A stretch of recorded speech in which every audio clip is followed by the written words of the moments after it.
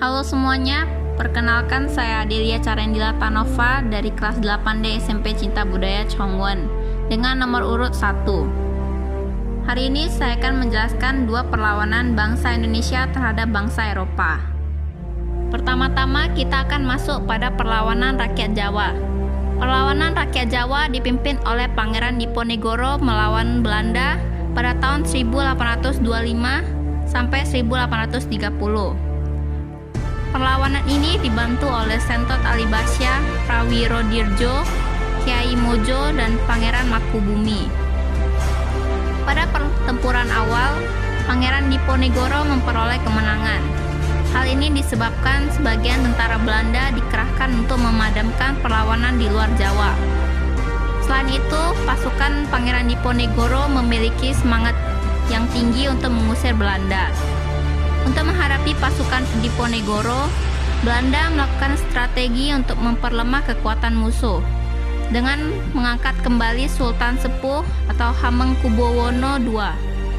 Ini bertujuan agar para bangsawan yang membantu Diponegoro kembali ke istana. Siasat ini gagal karena Sultan Sepuh tidak lama kemudian meninggal. Untuk mempersempit ruang gerak Diponegoro, Jenderal de Kock menciptakan strategi benteng Stelsel. Dengan cara ini, Diponegoro semakin sempit.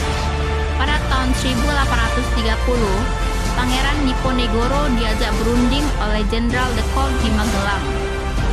Jenderal de Kock berjanji bahwa jika perundingan gagal, Pangeran Diponegoro bebas kembali ke markasnya. Namun, de Kock berkhianat. Pangeran Diponegoro ditangkap dan diasingkan ke Manado. Setelah itu dipindahkan ke Makassar hingga akhir hayatnya. Yang kedua, kita akan masuk pada perlawanan rakyat Sulawesi Selatan. Perlawanan rakyat Sulawesi Selatan dipimpin oleh Sultan Bone pada tahun 1824. Ketika Gubernur Jenderal Van der Capellen ingin memperbarui perjanjian Bongaya, kerajaan-kerajaan di Sulawesi, terutama kerajaan Bone, menentang keras usaha tersebut. Hal ini membuat Belanda harus mengirimkan ekspedisi militer untuk menaklukkan daerah Sulawesi Selatan. Siasat ini akan menempatkan kekuasaan pasukan di berbagai tempat yang dianggap bahaya dan bekerja sama dengan kerajaan-kerajaan kecil di sekitarnya. Pada tahun 1824, Kerajaan Sopeng dan Kerajaan Tanete mempersiapkan pasukan sebanyak kurang lebih 4.000 orang untuk menghadapi Belanda. Serangan Belanda melalui Parepare mendapat perlawanan hebat sehingga Belanda mengalami kekalahan.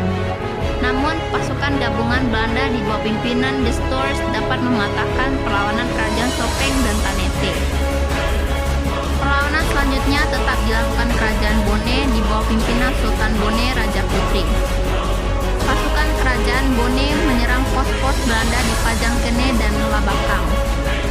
Kapten Lechuer, komandan pasukan Belanda di Maros, menyerang Bone dan mendapat perlawanan yang seimbang.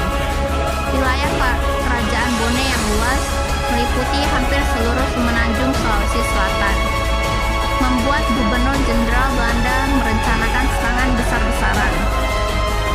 Pada tahun 1825, akhirnya Kerajaan Bone dapat ditaklukkan. Penaklukan Belanda atas Kerajaan Bone mempermudah usaha Belanda untuk menguasai kerajaan-kerajaan lain di Sulawesi. Sampai di sini penjelasan saya tentang dua perlawanan bangsa